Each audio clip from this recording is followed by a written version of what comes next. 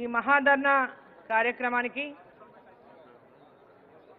ముఖ్య అతిథిగా విచ్చేసినటువంటి మన రాష్ట్ర భారతీయ జనతా పార్టీ అధ్యక్షులు రథసారథి మాజీ శాసన మండలి సభ్యులు రామచంద్రరావు గారికి, అదేవిధంగా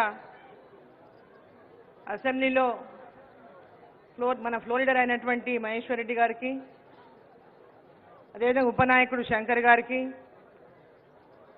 కర్ణాటక ఇన్ఛార్జ్ పొంగులేటి సుధాకర్ రెడ్డి గారికి, శాసన మండలి సభ్యులకు, అదేవిధంగా ఇప్పుడే మన ముందు ఈ రాష్ట్ర ప్రభుత్వం చేసిన మోసాలను మన ముందు ఉంచినటువంటి కామారెడ్డి శాసనసభ్యులు వెంకట రమణారెడ్డి గారికి, శాసనసభ్యులు రాకేష్ రెడ్డి గారికి, శాసన మండలి సభ్యులు కుమరయ్య గారికి, అంజిరెడ్డి గారికి, ఇక వేదిక మీద ఉన్నటువంటి పదాధికారులు, భారతీయ జనతా పార్టీ ముఖ్య నాయకులు, కార్యకర్తలు, వేదిక ముందున్నటువంటి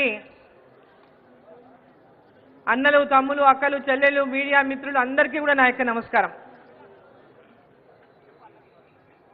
ఈరోజు కాంగ్రెస్ పార్టీ అధికారంలోకి వచ్చి 2 సంవత్సరాలు పూర్తి చేసుకుంటా ఉంది. విజయోత్సవాలని, సంబరాలని జరుపుకుంటుంది. తెలంగాణ ప్రజలను 6 గ్యారెంటీల పేరుతో నిట్ట నిలువున మోసం చేసి అధికారంలోకి వచ్చి నయవంచన చేసినటువంటి కాంగ్రెస్ పార్టీ ఆనాటి పిసిసి అధ్యక్షుడు, నేటి రాష్ట్ర ముఖ్యమంత్రి రేవంత్ రెడ్డి గారు ఈరోజు విజయోత్సవాలు, ప్రజాపాలన, ప్రజలని అవమానించే పాలన, ఇది ప్రజలను నయవంచన చేస్తున్నటువంటి పాలన ఈ రాష్ట్రంలో అందిస్తూ ఈ యొక్క విజయోత్సవాలు చేసుకునేటటువంటి అర్హత లేకున్నా సర్పంచ్ ఎన్నికలను దృష్టిలో పెట్టుకొని ఆ సర్పంచ్ ఎన్నికల్లో ప్రజలను మళ్ళీ ఒకసారి మభ్యపెట్టాలనేటటువంటి ఒక లక్ష్యంతో జిల్లాలు, కాన్స్టిట్యున్సీలు తిరుగుకుంటా మరొకసారి ప్రజలను నయవంచనకు గురి చేస్తా ఉన్నాడు ఈ రాష్ట్ర ముఖ్యమంత్రి రేవంత్ రెడ్డి గారు. అభివృద్ధిని చూసి ఓటేయమంటున్నాడు. చాలా కరెక్ట్గా చెప్పిండు.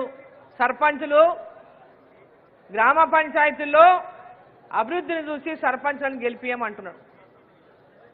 అభివృద్ధిని చూసి గెలిపియరు వాళ్ళు. మీ అధికారాన్ని చూసి, మీ అధికారాన్ని దుర్వినియోగం చేస్తే, భయభ్రాంతులకు గురి చేస్తే మమ్మల్ని ఏమి ఇబ్బందులు పెడతారో అధికారంలో ఉండేనే భయానికి మీ సర్పంచులు గెలవచ్చు, కానీ మీ అభివృద్ధిని చూసే మటుకు ఏ ప్రజలు ఓటేసే పరిస్థితి లేదు. అభివృద్ధి చేసింది, చేస్తున్నది కేంద్ర ప్రభుత్వం, నరేంద్ర మోదీ గారి ప్రభుత్వం. గ్రామాల్లో, గ్రామ పంచాయతీల్లో అభివృద్ధి జరిగింది, జరుగుతున్నది అంటే కేంద్ర ప్రభుత్వం నిధులతోనే జరుగుతూ ఉంది. 2 సంవత్సరాల నుంచి మీరు అధికారంలో వచ్చిన నాటి నుంచి నేటి వరకు ఏ గ్రామ పంచాయతీలోనైనా రాష్ట్ర ప్రభుత్వం ద్వారా 1 రూపాయి అయినా మీరు ఇచ్చినారా అని చెప్పి నేను ప్రశ్నిస్తా ఉన్నా. కేంద్ర ప్రభుత్వ నిధులతోనే గ్రామాల్లో ఇలా అభివృద్ధిని చూస్తూ ఉన్నారు.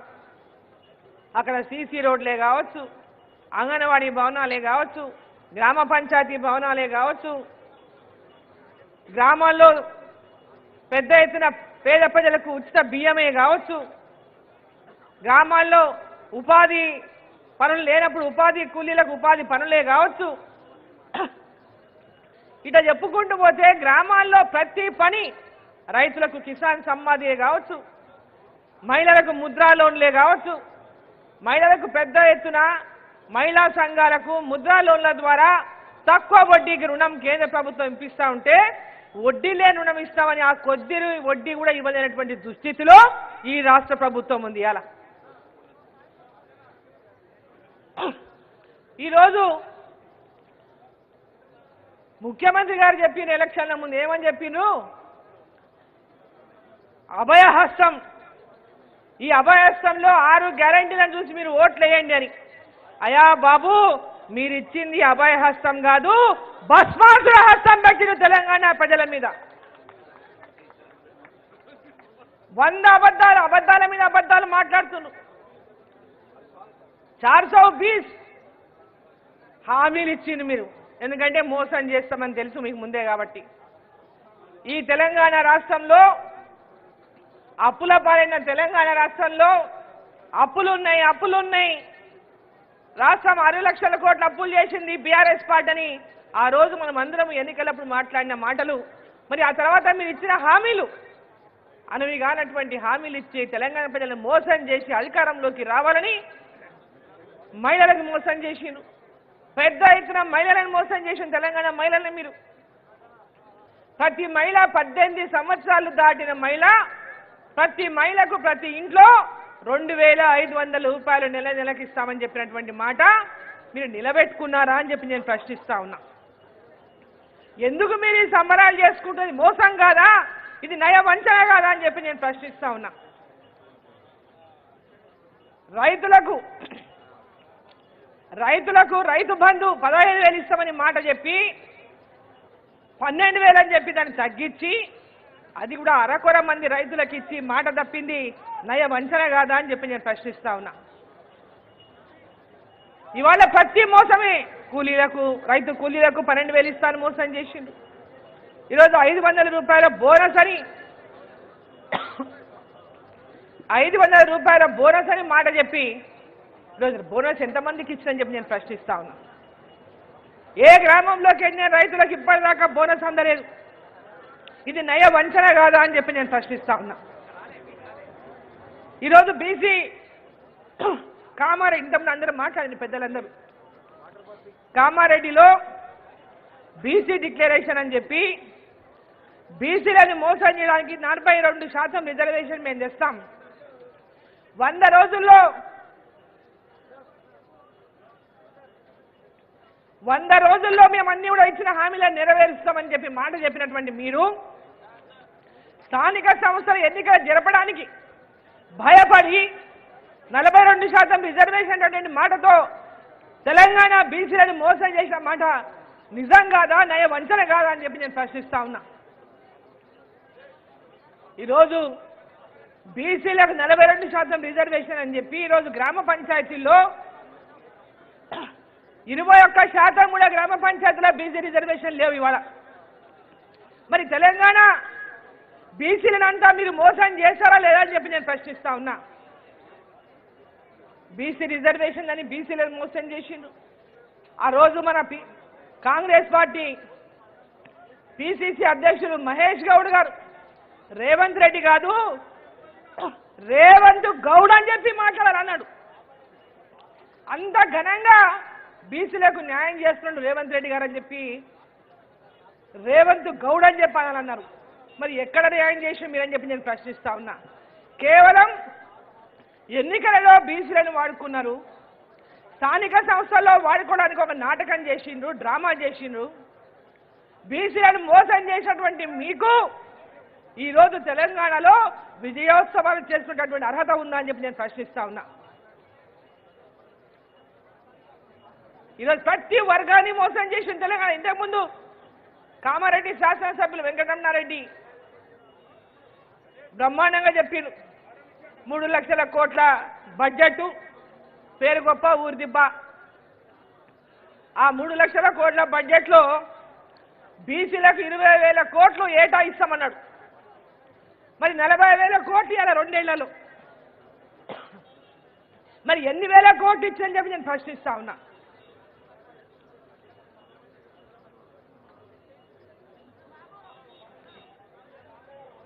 ప్రతి సంవత్సరం 20,000 కోట్లు బీసీలకు ప్రతి బడ్జెట్లో కేటాయిస్తామని చెప్పినటువంటి మీరు మరి 2 సంవత్సరాల్లో 40,000 కోట్లు బీసీలకు ఇవ్వాల.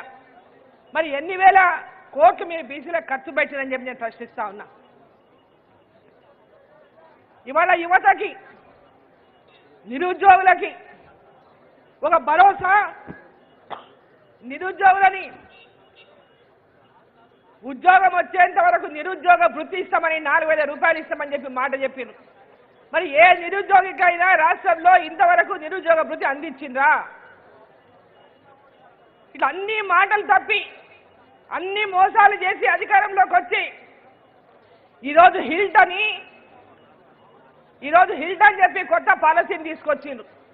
హైదరాబాద్లో ఉన్నటువంటి ఇండస్ట్రియల్ భూములను ట్రాన్స్ఫర్మేషన్ చేస్తూ లక్షల కోట్లు మీ జేబులను ఏ విధంగా నింపుకోవాలో ఆ నింపుకోవడం కోసమే హిల్ట్ అనేటటువంటి పాలసీని తీసుకొచ్చిండ్రు. ఈ పాలసీ ద్వారా మీ జేబులు నింపుకోవడం కోసం ఈ పాలసీ వచ్చింది. కానీ తెలంగాణలో ఏ ప్రజలకు మేలు చేయడానికి కానీ ఏ ప్రాంతానికి కూడా మేలు చేయడానికి కానీ ఈ హిల్ట్ పాలసీ రాలేదని చెప్పి సందర్భంగా నేను తెలియజేస్తా ఉన్నా. కేవలం దోపిడీ కోసమే ఈ హిల్ట్ పాలసీని తీసుకొచ్చారని చెప్పి నేను తెలియజేస్తా ఉన్నా. పెద్ద ఎత్తున ప్రభుత్వం ఆదాయానికి గండి పడిస్తూ పెద్ద ఎత్తున ఇండస్ట్రీస్ భూముల ట్రాన్స్ఫర్మేషన్ అనేటువంటి పేరు మీద ఓ పాలసీ పేరు మీద పెద్ద ఎత్తున దోపిడీకి పాల్పడతా ఉన్నారని చెప్పి మేము తెలియజేస్తా ఉన్నా. ఈరోజు బీఆర్ఎస్ పార్టీ నాడు ప్రాజెక్టుల పేర్ల మీద లక్షల కోట్లు దోపిడీ చేస్తే మీరు ఈరోజు రియల్ దందాలో లక్షల కోట్లు దోపిడీకి సిద్ధమయ్యే కాదు దోపిడీకి పాల్పడతా ఉన్నారని చెప్పి నేను తెలియజేస్తా ఉన్నా. ప్రభుత్వ భూములను అమ్ముకొని ప్రభుత్వ భూములను అమ్మడానికి ఆ రోజు వ్యతిరేకించినటువంటి రేవంత్ రెడ్డి గారు అధికారంలో లేనప్పుడు ఒక మాట, ఇంతకుముందు వెంకటరమణారెడ్డి చెప్పింది, గతంలో మీరు మాట్లాడిన వీడియోలన్నీ ఒకసారి చూసుకోండి. మీరు అధికారంలో లేనప్పుడు బీఆర్ఎస్ ప్రభుత్వం అధికారంలో ఉన్నప్పుడు మీరు మాట్లాడిన వీడియోలన్నీ ఒకసారి ప్రతి వీడియోని ఒకసారి రిపీట్ చేసుకొని చూసుకోండి, రివైజ్ చేసుకొని చూసుకోండి. మీరు ఏం మాట్లాడిండ్రు, ఈరోజు మీరు ఏం చేస్తున్నారని మాట్లాడితే కేంద్ర ప్రభుత్వం మీద నిందలు మోపేటటువంటి ప్రయత్నం చేస్తారు. మాట్లాడితే కేంద్రం నిధులు ఇస్తలేదనేటువంటి మాటలు, అబద్ధాలు చెప్పే మాటలు ప్రజలను మోసం చేసేటువంటి ప్రయత్నం చేస్తారు. తెలంగాణ రాష్ట్రంలో ఈరోజు అభివృద్ధి జరుగుతున్నది అంటే కేంద్ర ప్రభుత్వం నిధుల ద్వారా విషయాన్ని ఈరోజు తెలంగాణ ప్రజలందరూ గమనిస్తున్నారు.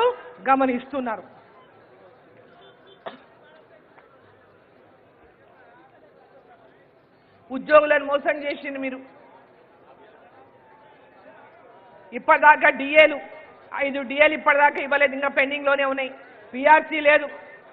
370 జీవో రాగానే అమలు చేస్తామని ఇప్పటిదాకా దాన్ని అమలు ఊసేలేదు. ఇక హోంశాఖ మీ దగ్గరే పెట్టుకున్నారు. హైదరాబాద్లో ఒక పోలీస్ స్టేషన్లో మీర్ చౌక్ పోలీస్ స్టేషన్లో ఒక దళిత మహిళ కంప్లైంట్ ఇచ్చిందా జూన్ నెలలో కంప్లైంట్ ఇస్తే ఇప్పటిదాకా కంప్లైంట్ను అసలు ఎవరు పట్టించుకున్నటువంటి పాపాన పోలే. అక్కడ ఉన్నటువంటి ఏసీపీ పైన ఆమె కంప్లైంట్ ఇచ్చింది. ఆమె ఇంటి ముందు రోజు ఆ ఏసీపీ కార్ పార్క్ చేస్తున్నాడని, ఆమెతో అసభ్యంగా ప్రవర్తిస్తున్నాడని, ఆమెను చాలా హరాజ్ చేస్తున్నాడని ఆమె కంప్లైంట్ జూన్లో ఇస్తే ఇప్పటిదాకా కూడా దానిపైన ఎలాంటి స్పందన లేదు. అంటే మీ హోంశాఖ మీ దగ్గర పెట్టుకొని ఈ రాష్ట్రంలో మహిళలకు భద్రత లేకుండా చేస్తున్న విషయం కూడా ఒకసారి ముఖ్యమంత్రి గారు ఒకసారి సిగ్గుతో తలవించుకోవాల్సినటువంటి అవసరం ఉన్నది. రాష్ట్రంలో లా అండ్ ఆర్డర్ పరిస్థితి లేదు. రాష్ట్రంలో మహిళల మీద దాడులు, రాష్ట్రంలో పెద్ద ఎత్తున మీరు చేస్తున్నటువంటి మోసాలకు ఆత్మహత్యలు, గ్రామ సర్పంచులు ఎంతో మంది మీరు రాగానే గ్రామ సర్పంచ్ల గురించి మాట్లాడుతున్నారు కదా, గ్రామ సర్పంచులు ఎంతమంది ఆత్మహత్యలు చేసుకున్నారు. అధికారంలోకి రాగానే సర్పంచ్లకు నిధులు ఇస్తామని చెప్పారు, వాళ్ళ పెండింగ్ బిల్లులని ఇస్తామని చెప్పారు. మరి ఇప్పటిదాకా వాళ్ళ పెండింగ్ బిల్లులు ఎందుకు చెల్లించలేదని చెప్పి నేను ప్రశ్నిస్తా ఉన్నా. ఎంతమంది సర్పంచులు ఆత్మహత్యలు చేసుకున్నారు ఈనాటి కూడా సర్పంచులు చెప్తా ఉన్నారు. పోయిన ఎన్నికల్లో పోటీ చేసి సర్పంచులుగా ఉన్నవాళ్ళు ఈనాడు మాజీ సర్పంచులంతా రీసెంట్గా మాజీ లేని వాళ్ళంతా సర్పంచులకు మీరు పోటీ చేయకండి, అన్యాయం అయిపోతారు, ఈ ప్రభుత్వాలు నిధులు ఇవ్వవు, మోసం చేస్తే ఏంటటువంటి మాట, గెలిస్తే ఇనానిమస్ చేస్తే 10 లక్షలు ఇస్తామని చెప్పి ముఖ్యమంత్రి గారు ప్రకటించారు. గతంలో ఉన్నటువంటి బీఆర్ఎస్ ప్రభుత్వమే 10 లక్షలు ప్రకటించి నేటి కూడా వాటిలో అతిగతి లేదు. మళ్ళీ ఇప్పుడు వచ్చిన ముఖ్యమంత్రి మేము 10 లక్షల రూపాయలు గ్రామానికి పంచుతామని చెప్తున్నాం. యునానిమస్ అయినటువంటి గ్రామ పంచాయతీలకు 10 లక్షలు ఇస్తా అని చెప్తున్నాడు. ఇదొక మరొక పెద్ద భారీ మోసం. ఈ 2 ఏళ్ల నుంచి ఒక పైసా ఇవ్వనోళ్ళు రేపు మీరు భవిష్యత్తులో ఇస్తారంటే ఎవరు నమ్మడానికి సిద్ధంగా లేరని చెప్పి ఈ సందర్భంగా నేను తెలియజేస్తా ఉన్నా. ఏదైతే శిశుపాలుడు తప్పులను శ్రీకృష్ణుడు లెక్కబెట్టినట్టు రేవంత్ రెడ్డి మోసాలను ఇలా తెలంగాణ ప్రజలు లెక్క పెడతా ఉన్నారు. మీరు చేస్తున్నటువంటి మోసాలను తెలంగాణ ప్రజలు లెక్క పెడతా ఉన్నారు. రాబోయే కాలంలో భారతీయ జనతా పార్టీ అధికారంలోకి రావాలని తెలంగాణ ప్రజలంతా కూడా పెద్ద ఎత్తున యువకులు కానీ, రైతులు కానీ, మహిళలు కానీ ప్రతి ఒక్కరు కూడా తెలంగాణలో మార్పు రావాలి, భారతీయ జనతా పార్టీ అధికారంలోకి రావాలని ఇవాళ మార్పును కోరుకుంటున్నారు. నేటి నుంచే మీరు అధికారంలోకి వచ్చిన సంవత్సరం నుంచే మీ మీద వ్యతిరేకత ప్రారంభమైంది. ఈరోజు భారతీయ జనతా పార్టీని మీరు ఎన్ని రకాలుగా ఈరోజు మా ఎమ్మెల్యేలను అసెంబ్లీలో మాట్లాడకుండా అడ్డుకున్నా, వాళ్ళకు నిధులు ఇవ్వకుండా అడ్డుకున్నా, మీరేమో కేంద్రం దగ్గర పోతారు, ప్రధానమంత్రి గారిని టైం అడుగుతారు. మీరు టైం అడగంగానే మా ప్రధానమంత్రి గారేమో ఇక్కడ ఆపోజిషన్ ముఖ్యమంత్రి అయినా నీకు సమయం ఇస్తారు, తెలంగాణ ప్రాంతానికి అవసరం ఉన్నటువంటి మీ రిప్రజెంటేషన్స్ అన్ని గౌరవించి నిధులు ఇస్తారు. మీరేమో ఇక్కడ భారతీయ జనతా పార్టీ నాయకులు టైం అడిగితే మీరు టైం ఇవ్వరు. ఆ నియోజకవర్గాల అభివృద్ధికి ఏ విధంగా మీరు సహకరించరు. ఇది ఎక్కడి న్యాయం అని చెప్పి నేను ప్రశ్నిస్తా ఉన్నా రేవంత్ రెడ్డి గారిని. మరి మీకు అదే రకంగా ఈరోజు పార్టీలు ఏమున్నా ప్రతి గ్రామము అభివృద్ధి జరగాలి, ప్రతి ప్రాంతం అభివృద్ధి కావాలనేటటువంటి ఆలోచన మరి మీకెందుకు లేదు? మా నరేంద్ర మోదీ గారికి ఉన్నట్టు అని చెప్పి నేను ప్రశ్నిస్తా ఉన్నా. మోదీ గారు ఎవరు ఏ రాష్ట్రంలో ఏ పార్టీ అధికారంలో ఉన్నా ఆ రాష్ట్రానికి పెద్ద ఎత్తున నిధులు ఇచ్చి ఆ రాష్ట్రాల అభివృద్ధిని కోరుకుంటున్నారు. వికసిత్ భారత్ లక్ష్యంగా నరేంద్ర మోదీ గారు పనిచేస్తా ఉన్నారు. మీరు రైజింగ్ తెలంగాణ అంట, rising Telangana in corruption, rising Telangana corruption లో రైజింగ్ తెలంగాణ, అంతే తప్ప అభివృద్ధిలో కాదని చెప్పి సందర్భంగా నేను తెలియజేస్తా ఉన్నా. వికసిత్ భారత్ లక్ష్యంతో ఏదైతే ఈరోజు నరేంద్ర మోదీ గారు ఈ దేశంలో అభివృద్ధి, ఈ దేశ ప్రజల యొక్క బీదరికాన్ని దూరం చేస్తూ ప్రతి ఒక్కరిలో కూడా ఇవాళ విద్య వైద్యంతో పాటు ప్రతి ఒక్క ప్రాంతం అభివృద్ధి జరగాలి, ప్రతి గ్రామం అభివృద్ధి జరగాలి, ప్రతి వ్యక్తి అభివృద్ధి జరగాలనేటటువంటి ఒక లక్ష్యంతో వికసిత్ భారత్ లక్ష్యంతో నరేంద్ర మోదీ గారు వచ్చే 2047 కల్లా భారతదేశం ప్రపంచ దేశంలో మొట్టమొదటి స్థానంలో నిలబెట్టాలని ఒక ఆకాంక్షతో వారు ఏదైతే పనిచేస్తున్నారో ఈరోజు వారిని కాపీ కొట్టే విధంగా మీరు తెలంగాణ రైజింగ్ అంటే ఇలా నమ్మడానికి ఎవరు సిద్ధంగా లేరు. మీరు చేస్తున్నదేమో తెలంగాణలో శూన్యం, కానీ పబ్లిసిటీ మాత్రం బ్రహ్మాండం. ఆ పబ్లిసిటీకి మాత్రమే పనికొస్తారు తప్ప మీరు ఈ రాష్ట్ర అభివృద్ధి చేయడానికి కానీ చేస్తున్నటువంటి విశ్వాన్ని ప్రజల్లో కల్పించడానికి కానీ ఈ రాష్ట్ర ప్రభుత్వం యొక్క ప్రవర్తన కానీ లేదని చెప్పి సందర్భంగా తెలియజేస్తూ భారతీయ జనతా పార్టీ ప్రజలకి మీరు ఇచ్చినటువంటి హామీలను పెన్షన్లు కానీ మహిళలకు ఇచ్చిన హామీ 2500 ప్రతి నెల కానీ 1,00,000 రూపాయలు తుల బంగారమే కానీ అదేవిధంగా నిరుద్యోగ వృత్తే కానీ పెద్ద ఎత్తున ప్రజలకు ఇచ్చినటువంటి రైతులకు ఇచ్చినటువంటి మహిళలకు ఇచ్చినటువంటి హామీలన్నీ నెరవేర్చేదాకా భారతీయ జనతా పార్టీ మిమ్మల్ని వదిలిపెట్టదు. భారతీయ జనతా పార్టీ అడుగడుగునా మిమ్మల్ని ప్రశ్నిస్తుందని చెప్పి సందర్భంగా తెలియజేస్తూ ప్రజలకు అండగా ఉంటుందని మరోసారి తెలియజేసుకుంటూ ఈ వంచిన తెలంగాణ ప్రజలను వంచినటువంటి కాంగ్రెస్ ప్రభుత్వం ఈరోజు దిగేంత వరకు కూడా భారతీయ జనతా పార్టీ పోరాటం చేస్తుందని చెప్పి కోరుకుంటూ భారత్ మాతాకి